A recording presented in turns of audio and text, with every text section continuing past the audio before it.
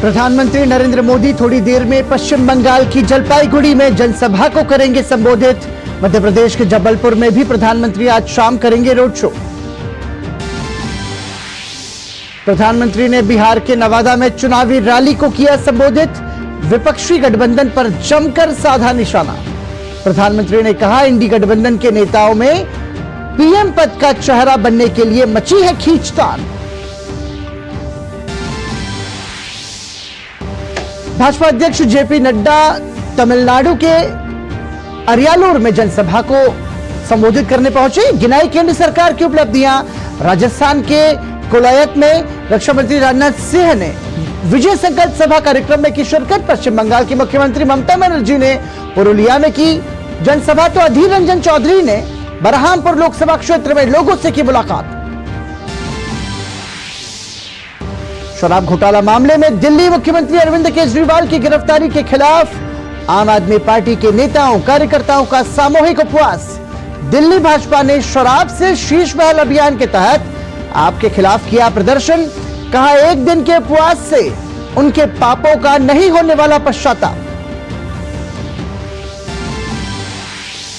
और आईपीएल में आज मुंबई इंडियंस का दिल्ली कैपिटल्स से होगा मुकाबला।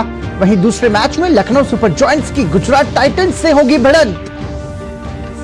वहीं कल राजस्थान रॉयल्स ने आरसीबी को 6 विकेट से हराकर दर्ज की अपनी चौथी जीत। नमस्कार, आप देख रहे हैं समाचार। आपके साथ मैं हूं पराक्रम सिंह शेखावत। बुलेटिन में सबसे पहले बात करते हैं 24 की चुनौती की।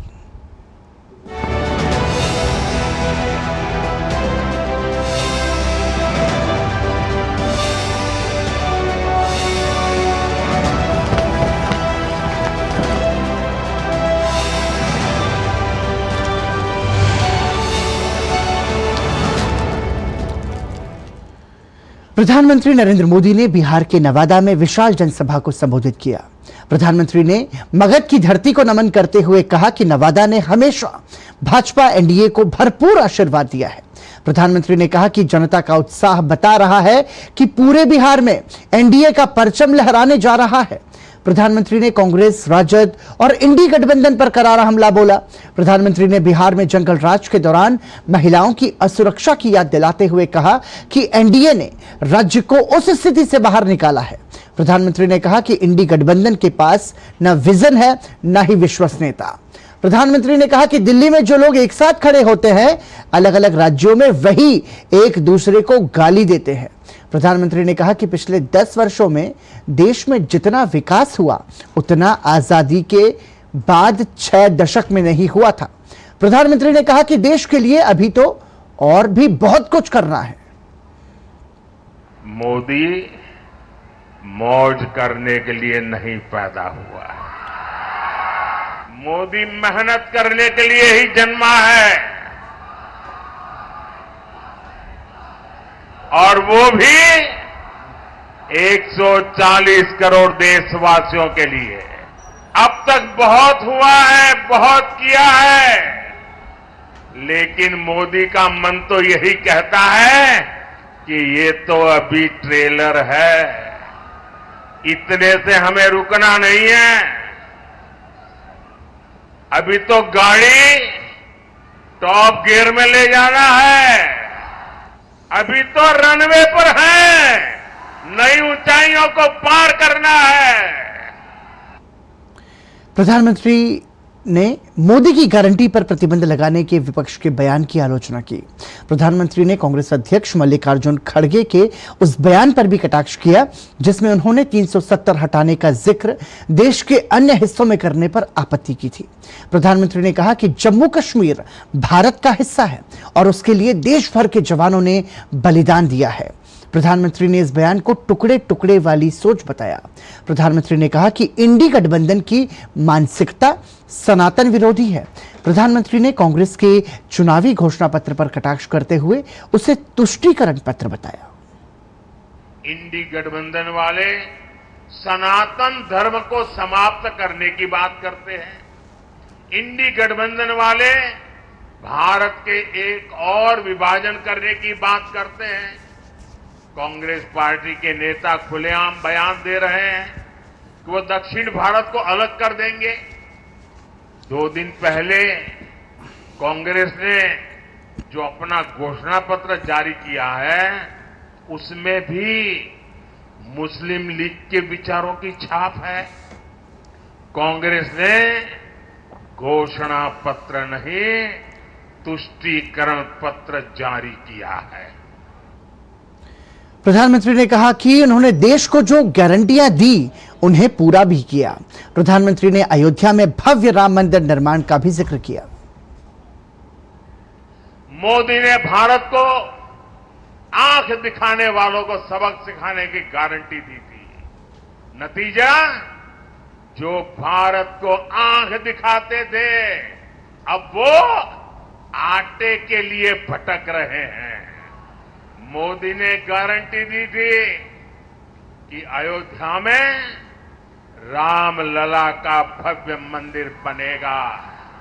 आज अयोध्या में भव्य राम मंदिर का शिखर आसमान छू रहा है।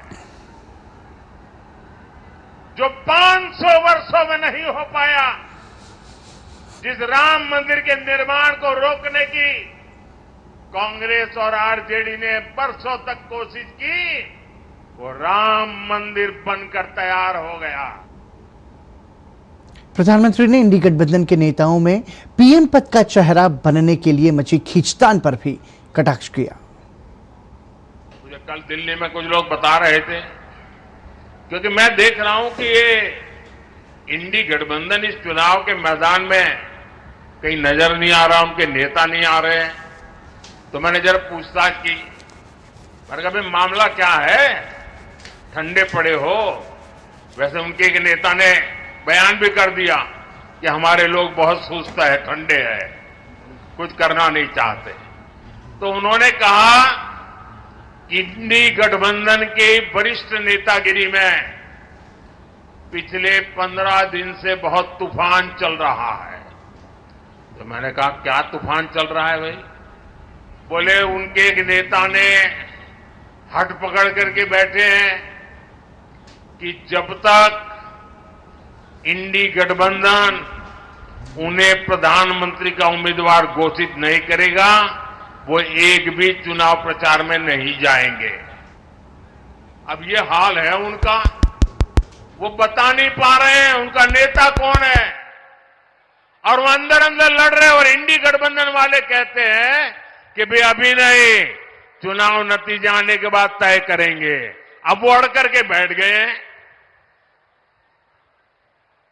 और वो कहते हैं जब तक मुझे नेता घोषित नहीं करोगे मैं कोई रैली करने वाला नहीं हूं। अब ये समझा रहे हैं, पता नहीं समझ जाए नहीं समझ जाए, लेकिन ये हाल है उनका।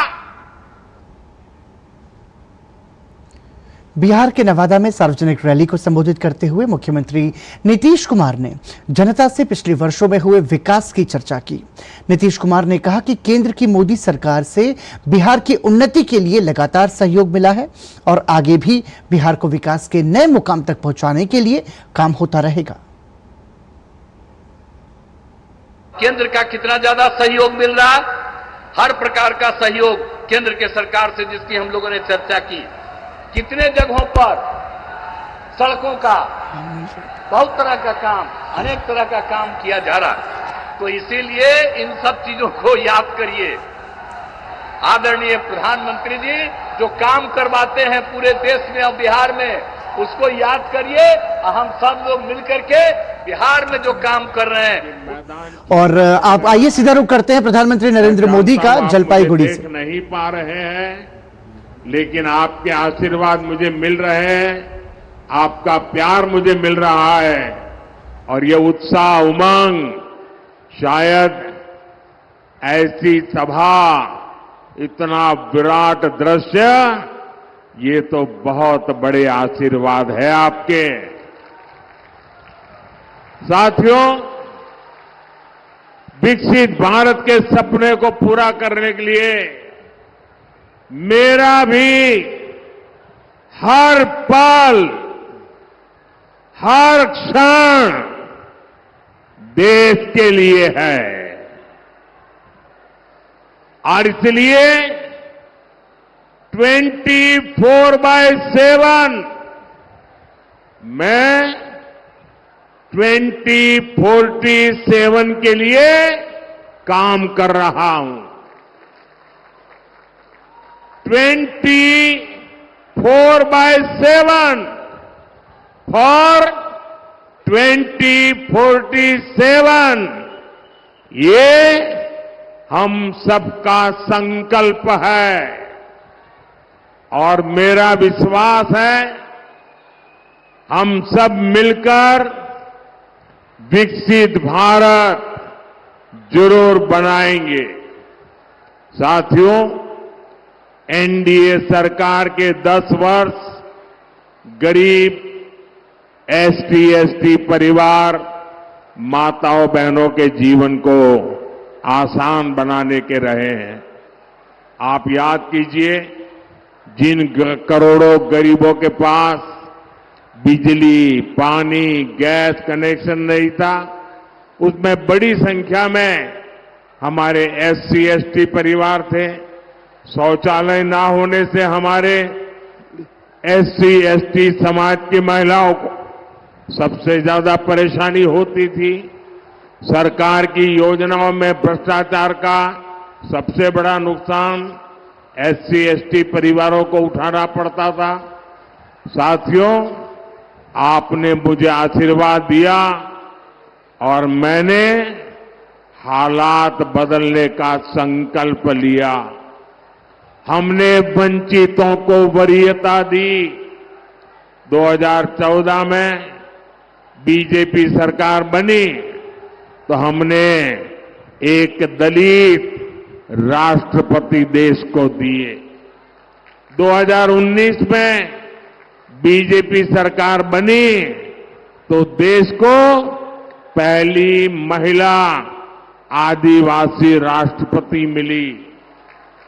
मुफ्त राशन और मुफ्त इलाज की योजना के अधिकांश लाभार्थी एससी, एसटी वर्ग के ही परिवार है। अधिकांश एससी, एसटी परिवारों को पहली बार पक्के घर मिले, पहली बार टॉयलेट, बिजली, पानी और गैस का कनेक्शन मिले। बीजेपी ने आदिवासी मंत्रालय का बजट कई गुना बढ़ाया। हमने आदिवासी परिवारों को 23 लाख से अधिक पट्टे दिए। हमने 400 से अधिक नए एकलव्य मॉडल स्कूल बनाए। साथियों, 10 वर्षों में 25 करोड़ देशवासी गरीबी से बाहर निकले हैं। हमारी सरकार की योजनाओं ने गरीब के जीवन को आसान बनाया है। हमने गरीब का स्वाभिमान लौटाया है, उसका गौरव बढ़ाया है। और मोदी ने 10 साल में जो विकास कार्य किया है वो तो सिर्फ ट्रेलर है, ट्रेलर।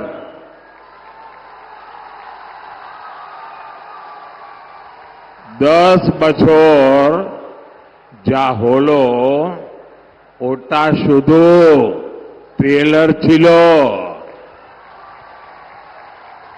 अभी हमें देश को बहुत आगे ले जाना है। हमें भारत को दुनिया की तीसरी बड़ी आर्थिक ताकत बनाना है। हमें गांव की 3 करोड़ बहनों को लखपति दीदी बनाना है। हमें नमो ड्रोन दीदी योजना से बहनों को ड्रोन पायलट बनाना है। हमें पीएम सूर्यघर मुफ्त बिजली योजना से गरीब और मध्यम वर्ग परिवारों का बिजली का बिल 0 करना है। साथियों, देश के हर गरीब का सशक्तिकरण बीजेपी सरकार की प्राथमिकता है। लेकिन गरीब कल्याण की मोदी की योजनाओं पर यहां की टीएमसी सरकार ब्रेक लगा देती है। केंद्र की बीजेपी सरकार ने गरीबों के पक्के घर के लिए लगभग 30,000 करोड़ रुपए भेजे। मोदी कहता है कि पैसा सीधे लाभार्थी के बैंक खाते में जाए, लेकिन टीएमसी कह रही है कि केंद्र का पैसा पहले उनके खाते में आए। अब आप मुझे बताइए, जनता के हक का पैसा मैं टीएमसी को कैसे लूटने दूं? साथियों, पश्चिम बंगाल की हर बहन के घर पर नल से जल आए, इसके लिए केंद्र सरकार पैसा दे रही है, लेकिन उत्तर बंगाल में नल से जल पहुंचाने वाली योजना का लाभ ठीक से नहीं मिल पा रहा। मोदी ने यहां की लाखों बहनों को मुफ्त गैस कनेक्शन दिया है। नई पीढ़ी के जो लोग अपना परिवार बसा रहे हैं, उन्हें भी मैं मुफ्त गैस कनेक्शन देना चाहता हूं। लेकिन भ्रष्ट, गरीब और एससी एसटी विरोधी टीएमसी सरकार ये होने भी नहीं दे रही है। तो प्रधानमंत्री नरेंद्र मोदी का संबोधन आप सुन रहे थे। जलपाईगुड़ी में एक चुनावी सभा को संबोधित कर रहे थे। प्रधानमंत्री नरेंद्र मोदी ने दोहराया कि देश के गरीबों का सशक्तिकरण करना यह मोदी सरकार की प्राथमिकता है, और उन्होंने पश्चिम बंगाल में ममता बनर्जी सरकार पर निशाना साधते हुए कहा कि केंद्र की जो जन कल्याणकारी योजनाएं हैं वो ममता बनर्जी वहां लागू नहीं होने देती। और अब रुक करेंगे एक बड़ी खबर का। इस वक्त एक बड़ी खबर तमिलनाडु से आ रही है। तिरुचिरापल्ली में आज होने वाले भाजपा अध्यक्ष जेपी नड्डा के रोड शो को जिला प्रशासन ने इजाजत देने से इनकार कर दिया है। इसके बाद जेपी नड्डा ने कहा कि वो पुलिस कमिश्नर से मुलाकात कर रोड शो की इजाजत मांगेंगे। ये बड़ी खबर इस वक्त पश्चिम बंगाल से, जहां पर भाजपा के रोड शो को, जेपी नड्डा के रोड शो को इजाजत नहीं मिली, और इसको लेकर के जेपी नड्डा ने कहा कि वो पुलिस कमिश्नर से इस संबंध में बात कर इजाजत मांगेंगे।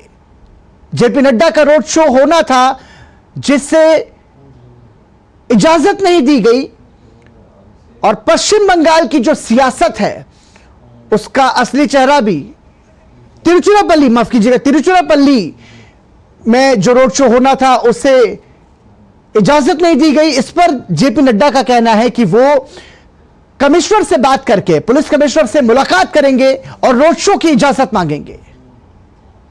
तिरुचिरापल्ली में जेपी नड्डा का यह रोड शो होना था। वहीं भाजपा के राष्ट्रीय अध्यक्ष जेपी नड्डा तमिलनाडु के चिदंबरम में भाजपा उम्मीदवार पी कार्थियायनी के समर्थन में सार्वजनिक बैठक में शामिल हुए। इस मौके पर एक जनसभा को संबोधित करते हुए उन्होंने कहा कि प्रधानमंत्री नरेंद्र मोदी के नेतृत्व में देश विकास की ओर तेजी से बढ़ रहा है।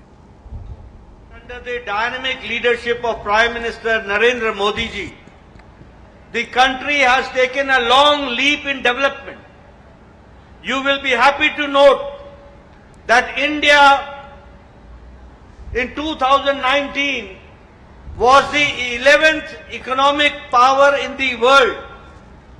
But even after the pandemic of Corona and the Ukraine war, under the dynamic leadership of Prime Minister Modi, India has defeated Great Britain, who ruled us for 200 years, and now India is the 5th largest economy in the world. Bhajpa अध्यक्ष ने आर्थिक क्षेत्र में देश के तेजी से विकास की बात कही। उन्होंने कहा कि पहले जहां देशवासी मेड इन चाइना फोन का इस्तेमाल करते थे, अब वो मेड इन इंडिया फोन का इस्तेमाल कर रहे हैं।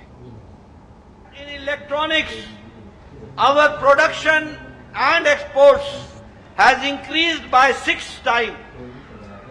In 2014, you used to carry a mobile phone which used to say made in China. Today you are carrying a mobile phone which it is written made in India. 97% of mobiles are being produced and manufactured in India. और इसी के साथ रुक रहे हैं एक छोटे से ब्रेक के लिए। देखते रहिए डीडी न्यूज। यकीन है खुद पर है नाज, सुनती हूँ अपने मन की आवाज। कभी शर्मीली तो कभी हूँ जाबाज। रुकना मेरी आदत नहीं, थमना मेरी चाहत नहीं। मैं हूँ नारी, यही मेरा अंदाज। हर जिम्मेदारी मैं बखूबी निभाती हूँ। वोट दे, प्राउड वोटर कहलाऊंगी। पूरे देश संग चुनाव का पर्व मनाऊंगी। समाचार। पश्चिम बंगाल की मुख्यमंत्री ममता बनर्जी ने पुरुलिया में जनसभा को संबोधित किया। उन्होंने विपक्षी पार्टियों पर निशाना साधते हुए कहा कि कांग्रेस, भाजपा, सीपीएम सब एक साथ मिलकर बंगाल में लड़ रहे हैं और तृणमूल की लड़ाई उन सभी से है। साथ ही उन्होंने कहा कि तृणमूल पार्टी ही देश को बचाएगी। इंडियन अलायंस बांग्लाয় নেই, কংগ্রেসেও নেই, সিপিএমেরও নেই। সিপিএম, কংগ্রেস, বিজেপি বাংলায় একসাথে লড়াই করছে আর আমরা তৃণমূল কংগ্রেস, সিপিএম, কংগ্রেস, বিজেপির বিরুদ্ধে লড়াই করছি। দেশ বাঁচাবো আমরা, দেশ গড়বো আমরা, আমরাই পথ দেখাবো। তৃণমূলকে যত বেশি সিট দেবেন বিজেপি তত হারবে। पश्चिम बंगाल कांग्रेस के अध्यक्ष और बरहामपुर लोकसभा क्षेत्र से पार्टी के उम्मीदवार अधीर रंजन चौधरी ने अपने निर्वाचन क्षेत्र में चुनाव प्रचार तेज कर दिया है।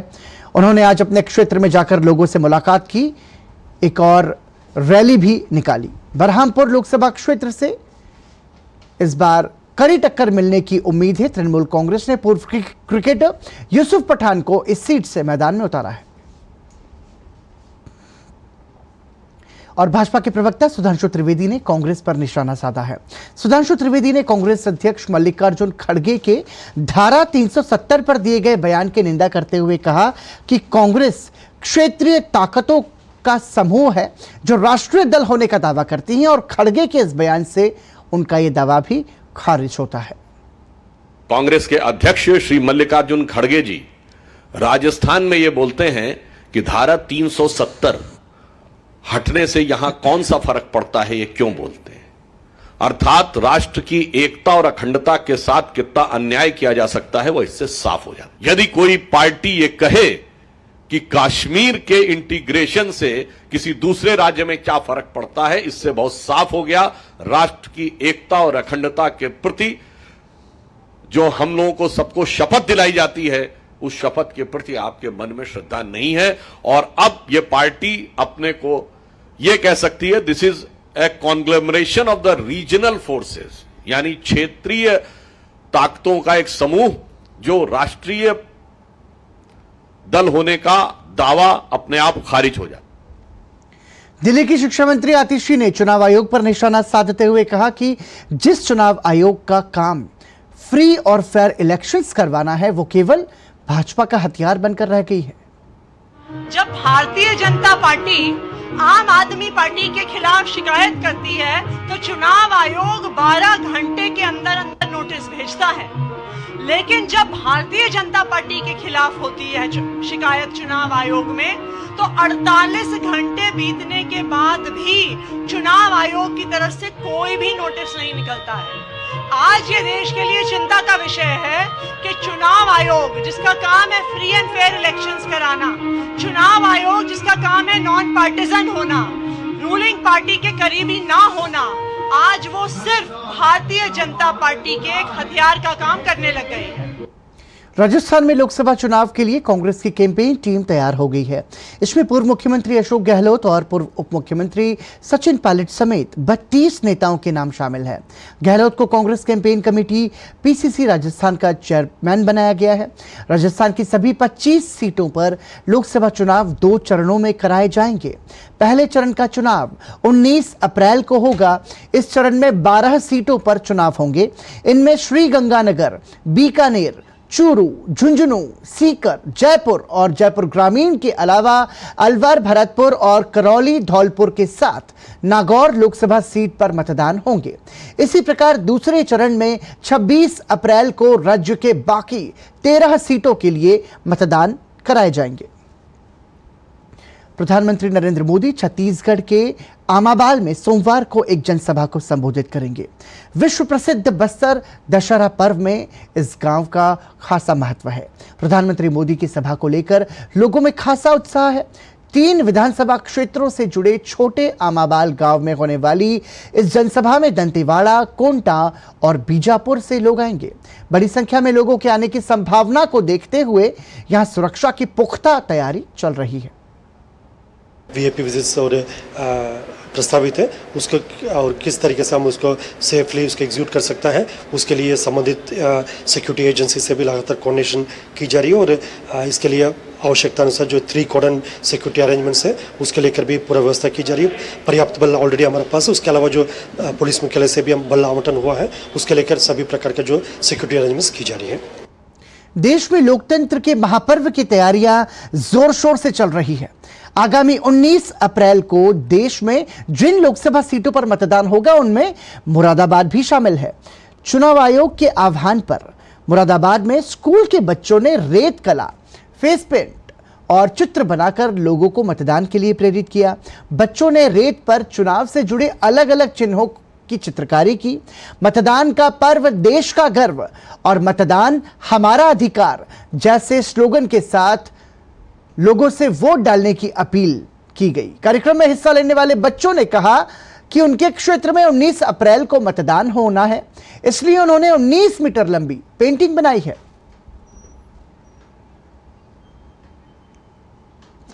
और 24 की चुनौती में इतना ही।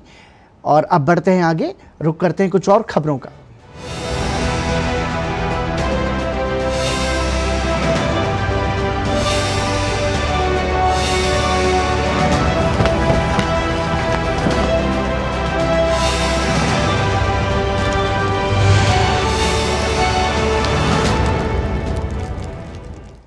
पश्चिम बंगाल की पूर्वी मिदनापुर में पुलिस ने एक महिला की शिकायत पर एनआईए टीम और सीआरपीएफ अधिकारियों के खिलाफ एफआईआर दर्ज की है।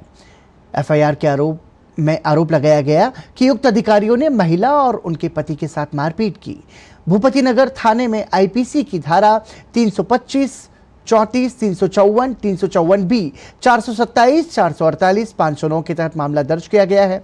एनआईए की टीम ने कल पूर्वी मिदनापुर जिले में जाकर पश्चिम बंगाल के भूपति नगर विस्फोट मामले में 2 आरोपियों को गिरफ्तार किया था। हालांकि इसी दौरान एनआईए की टीम पर हमला भी हुआ। आरोप है कि उसी समय ग्रामीणों ने दोनों की रिहाई की मांग करते हुए एनआईए की गाड़ी को घेर लिया और कार पर हमला कर दिया। इस दौरान कुछ लोगों ने गाड़ी पर पत्थर भी बरसाए। इसी के साथ समाचार में अभी के लिए इतना ही, लेकिन डीडी न्यूज पर खबरों का सफर जारी है। देखते रहिए डीडी न्यूज। नमस्कार।